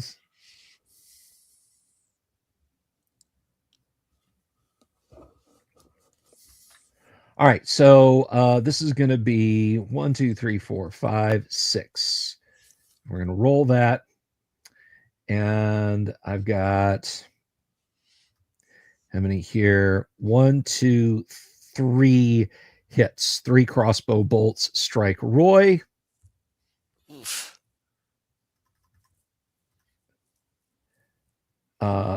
Roy is hit for 8 points of damage. And let's see, that was 6. So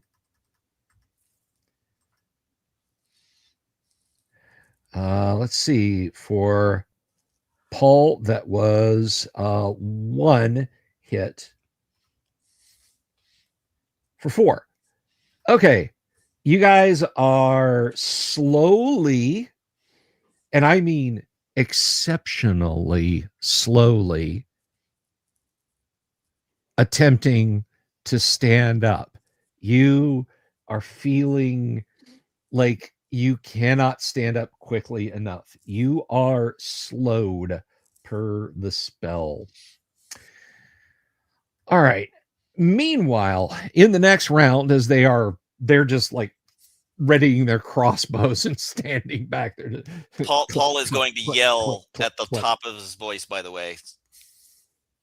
Help!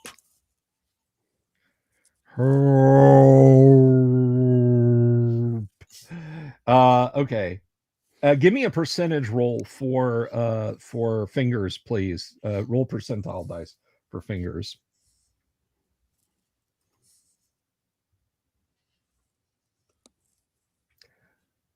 All right, a 17.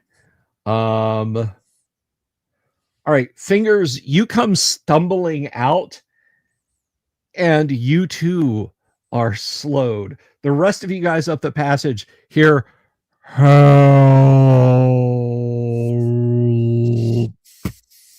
You're not sure if it's distance. You're not sure if it's distortion of the tube itself. You think that was Paul, but you're not 100% sure.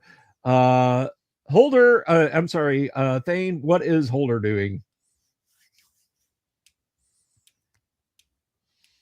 I'm going to follow down behind the rest of the party as I may. I'm not necessarily taking any great rush. I'm just being careful. Okay, understood. And great old ones, what are you doing?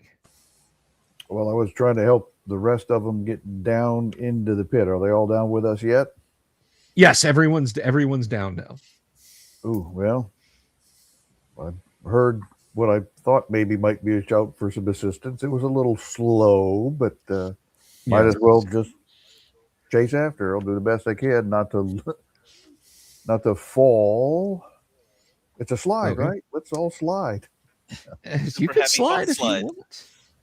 To be able to control it a little better okay. than trying to walk down it. Yeah. Easiest thing to do would just be take off your boots. Your feet will stick just fine. Ladies and gentlemen, if you want my advice, pull down your pants and slide on the ice. Ooh. All right. So here are, let's see, that's not what I want.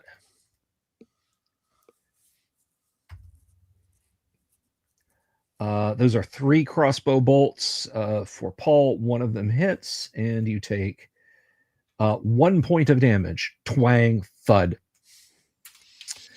All right, and 3 for Roy. The others are standing back to defend.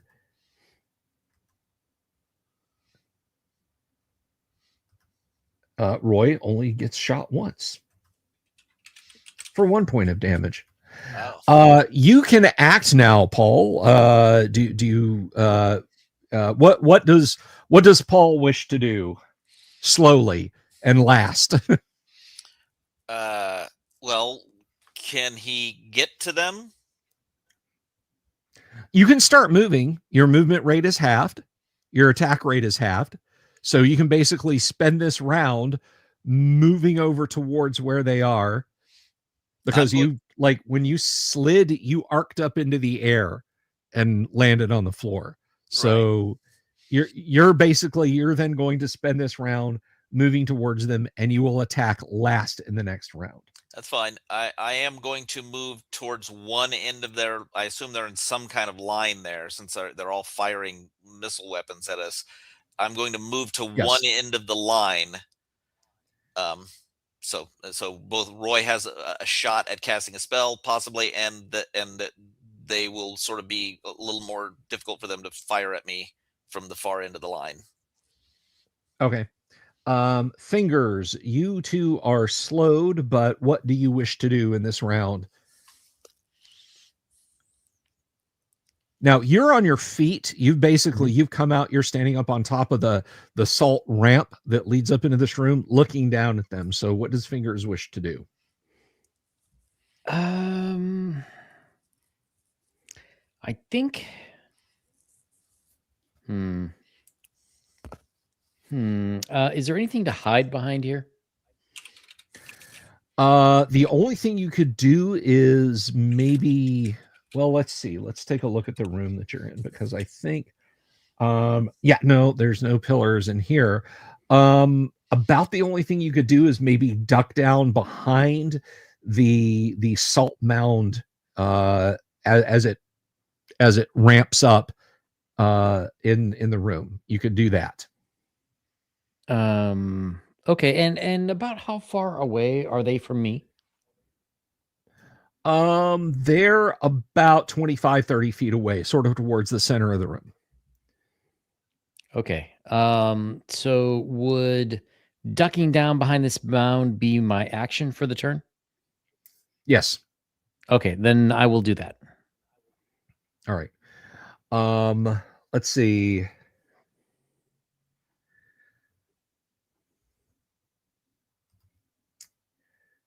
All right. Great old ones. You are trying to make your way safely down. Give me a D20 roll, please. All righty, here we go. Nice. 15. Not bad. All righty. Give me another D20 roll. 7.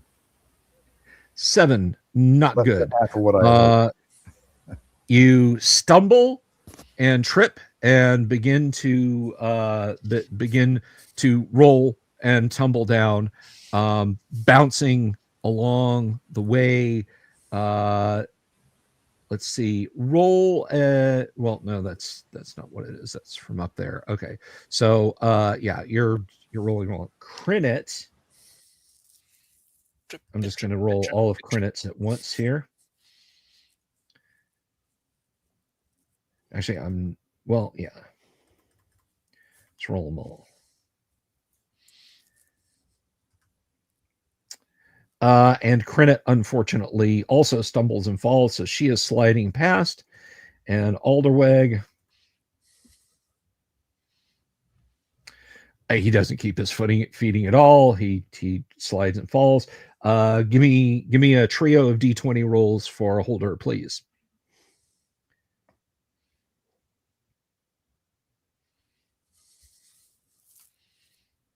Okay, first one's good. Second one's great. Third one's good. Okay, you make it down. You are at the foot of a salt slide. Ducked down behind you, or ducked down behind it, you see Fingers, and moving exceptionally slowly to try and stand back up is everyone else. So you are not slowed.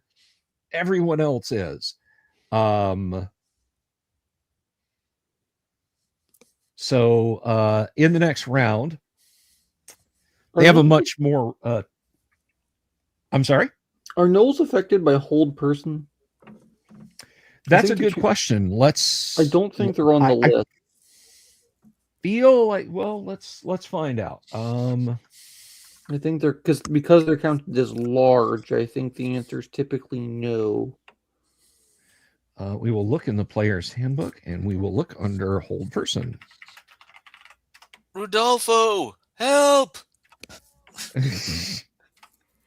That'd take some call. All right. Okay. So creatures affected by hold person: brownies, dryads, dwarves, elves, gnolls. Okay, they gnomes, count. goblins, half elves. So they do count. How many hold persons do you have memorized? We have 2. You have 2. Okay. So you can target up to 3. 1 to 3 creatures. Yep. All right. So I'm guessing in the new round you're going to be casting hold person. Yeah. All right. So the 6 gnolls that are currently firing, it's going to be 1 at Crinit, 1 at Paul, 1. Well, no, Fingers is ducked down. So that's 1, 2, 3, 4. All right, and you would be 5, and Alderweg would be 6. Okay, so you actually get to roll initiative there, Holder, and this is going to be kind of important. So give me an initiative roll for yourself. The rest of the party goes last. A 4. Okay. And it is initiative tied. So missile fire goes first. Here's the 1 being shot at you. That will miss, and 3 of them need to make their saves versus hold, correct? Mm-hmm. I have an All AC of 1 for reference. All right. None of them make their save versus spells. 3 of the gnolls are now held. So, I'm just going to yell at them to stop that. Okay. Behave yourself. Let's see. Calm down. Do you speak Gnoll? No, and it's fine if you do. I'm going to shout very loudly and very slowly in common, like I'm talking to an angry 3rd grader. There you go. You speak giant. So here we go. This is shot at. Let's see, 1 shot at you, and 2 of these guys. Let's see. This is Alderweg. He is hit.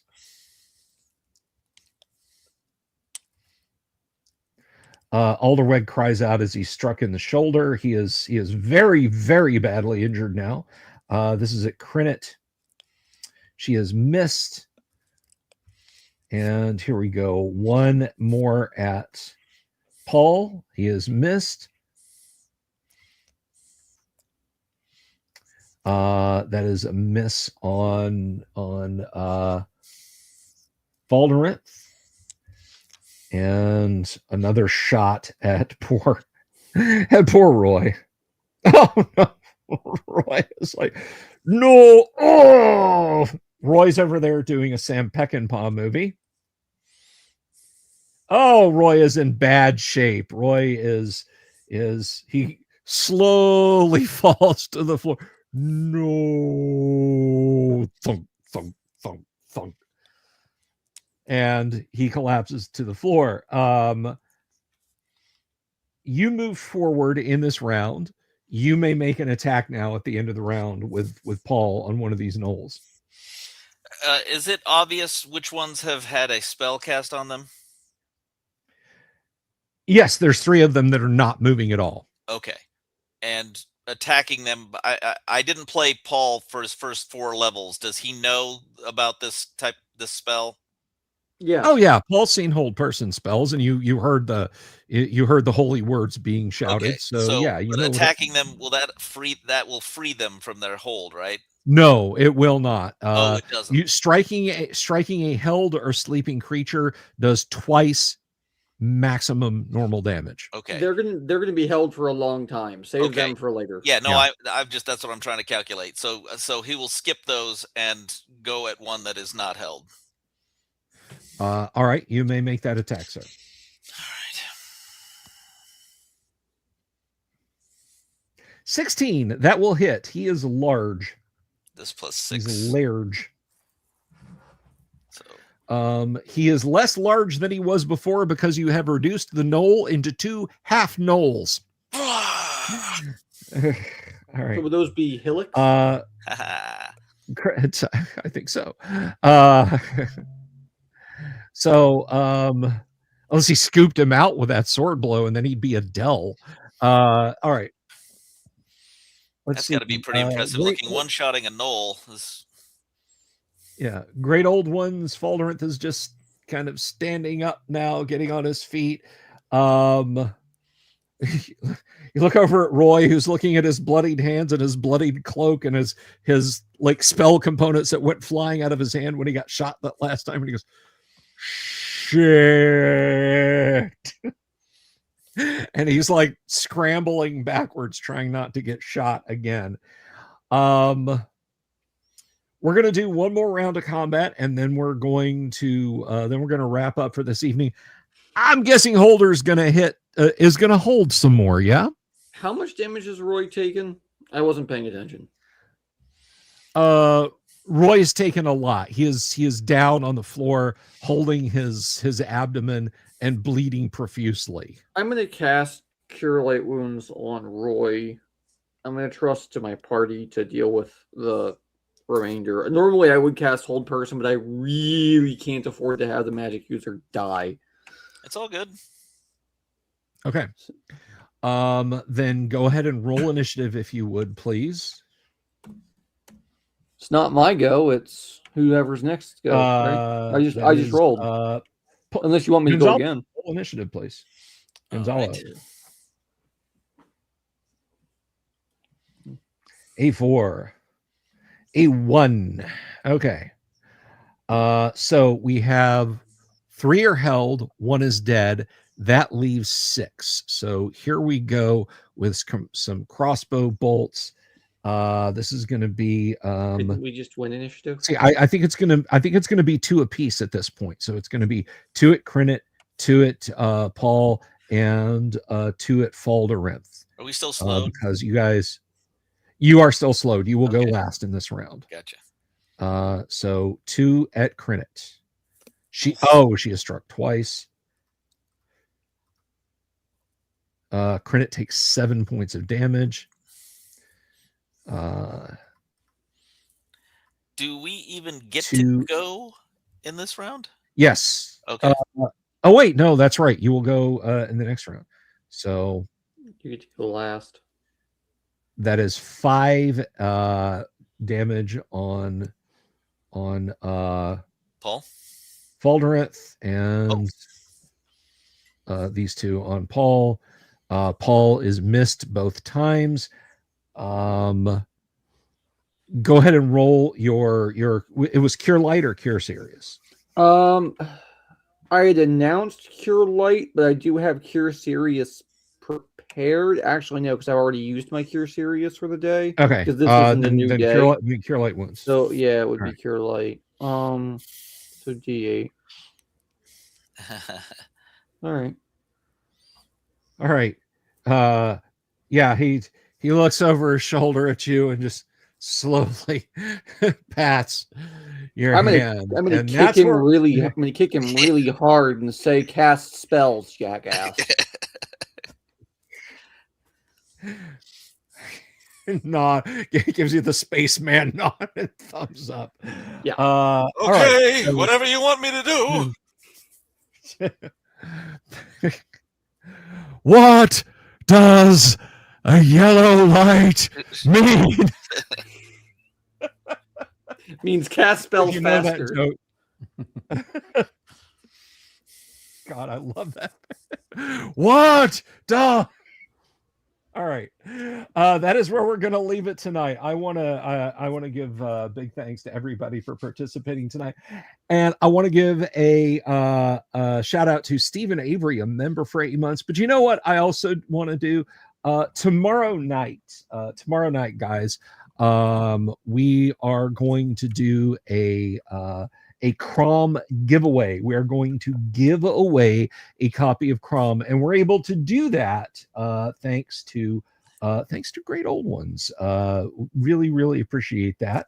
And we will do that tomorrow night. We will have a drawing. Be in on the live stream, and we will have a drawing for Crom before the evening starts. That's the latest and greatest version that comes with all the cool inventory management, the spellbook management, and the banking system built in. So players, you can head on back to the green room, help yourself to some Gatorade and some Funyuns. I, of course, have been your awesome host. And, you know, these guys might go slow from falling down some kind of weird slide with strange salt crystals on it. But you know what doesn't go slow? Owl bears. They go just as fast as they need to eat you. So keep your eyes peeled for them. Peace. Good night. I love you guys. Have you seen my owl bear?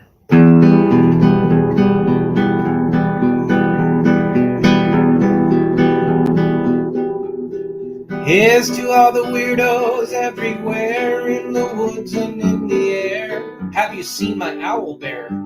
Should I shave off all my hair? Bobs are all around. Some live in tunnels underground. Some are fat, some are rich, some are sleeping in a ditch.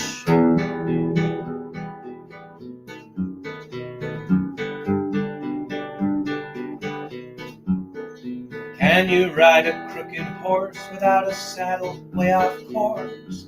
Naked as a toad all the way to Smoky Joe's. Have you seen the little creep driving fast in his little green Jeep? He smells like fish and brandy, but his rotten teeth look dandy. Take me to the show, I don't care if fast or slow. From action flicks to dancing dicks, just take me to the show.